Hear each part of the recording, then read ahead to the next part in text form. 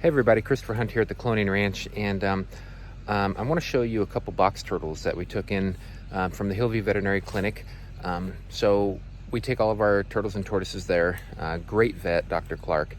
And she asked if we would take in a couple box turtles that were surrendered, that were very sick and needed to be rehabbed. They have to, they have feeding tubes in them, and they're just in really bad shape. So I'm going to show you those box turtles, and I'll keep you updated on their care. But it's all from improper care of box turtles. So please do your research if you're going to have box turtles. Don't take them out of the wild, and make sure you're legal. Here in Indiana, you have to have a permit to even own a box turtle or its subspecies. So make sure you do that as well. So we'll go inside here and I'll show you the box turtles. So this poor little girl, actually is very, very, very sick. So 2 box turtles, eastern box turtles, were surrendered to us through the Hillview Veterinary Clinic in Franklin, Indiana. So that's the vet that we go to. And they called us and said that they had a couple box turtles and wanted to know if I could take them and rehab them. So of course we agreed. Box turtles are our favorite. So there's that one, and then there's this gentleman in here. Beautiful white head, actually. With this one, he's not feeling too good. Well, neither of them are feeling very good at all.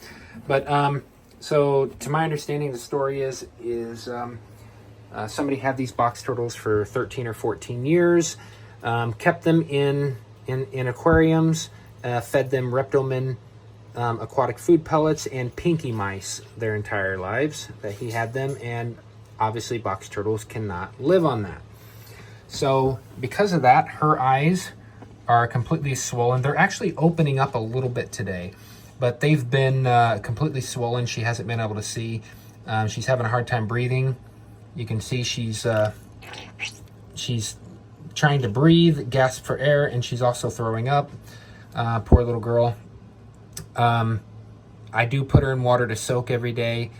She's just now being able to keep food down. I've had her for a few days, actually. So she does have a feeding tube in that I have to, every day I give her Oxbow Critical Care Omnivore formula, and I put it in a syringe, and then I give it to her in her feeding tube. And every 72 hours, she also gets this ceftazidime. I am not good when it comes to that stuff there. So you can see that right there. That's the type of medicine that she gets. So anyways, she gets that every 72 hours. I give her an injection in the front half of her body. And yet she's just in poor health. Her toenails are overgrown. They're curled. Her shell is discolored. And then of course she's just not feeling good. So I've been giving her this critical care formula. Every single thing I've given her, she has thrown up, never been able to hold it down. And I actually started off, giving her 3 mil. And then when she threw that up and couldn't handle it, I went down to 2, and then all the way down to 1, and she still throws it up. So I'm now giving her that much with just enough water to clean the tube out. And she's still throwing it up. So nothing I give her she can keep down. However, I have noticed that she actually drinks the water, and when she drinks the water, she doesn't really throw up that often. So she's able to keep that down.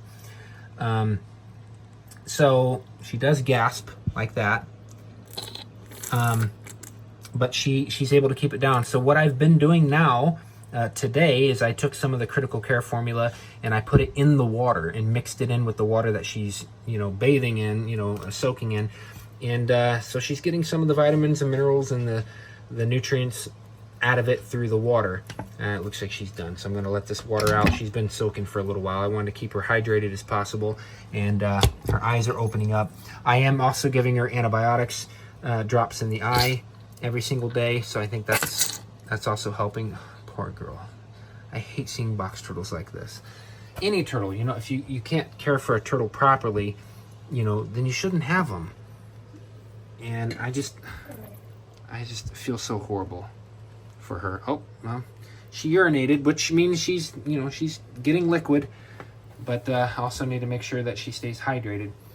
And this fella, he's actually doing a lot better than her. So everything I give him, he actually keeps down. So for him, I'm actually giving the full 3 ml and then that same amount in water, and he keeps it down just fine. So next week, I'm actually going to increase it to 4 ml of the critical care formula with the same water, parts as water as well, and just keep him going. So I think he's doing pretty well in recovery.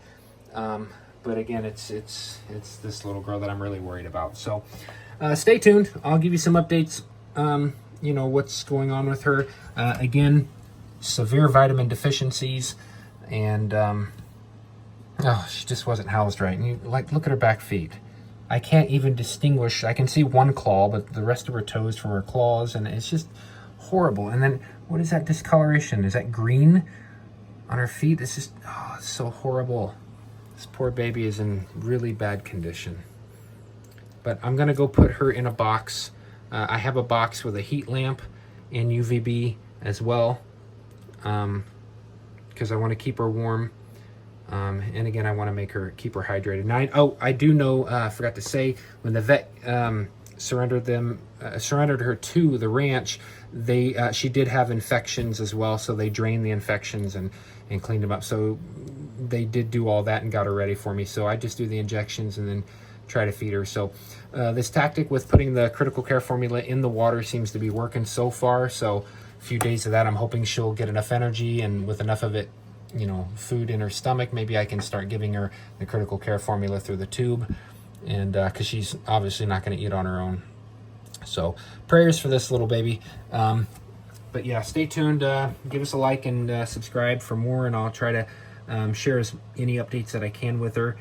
But remember, guys, box turtles should not be kept in aquariums. They should not be kept in just water. Give them naturalistic enclosures as best that you can. A varied diet, actually. So I give mine, you know, crickets and worms, and I'll even make a mash where I do ground turkey and I drain it and I clean it so it's not got all the grease and oils in it. And then I do sweet potatoes and blackberries and raspberries and blueberries and banana, and I mix all that in. And I do lettuce and cucumber in there as well, and they love it. It may take your box turtle some time to get used to that kind of a mash and eating mash over live insects and worms, but you know what? They adapt. They're very well at adapting. So you got to have a varied diet. You can't just feed them worms only or pinky mice and reptomen. It's just, please do your research, people, and you know, make sure that you give them a varied diet and the proper care. UVB, heat, basking bulbs. I keep mine out. All my box turtles live outdoors all year round, and I understand if you're living in an area where they can't live outdoors, if it gets colder than the natural environment where they're at, then that's okay. Bring them inside, but you got to do your research, because look at this poor baby is suffering, and she may not make it. You know, the vet already told me there's a possibility that she's not going to make it with all of her vitamin deficiencies and infections and in her eyes, and you know, it's just, I just feel for her. I do. Oh, well, she used the bathroom right there, right on camera for you guys. All right, guys. Anyways, I'll try to keep you updated as best I can. But yeah, thanks for watching.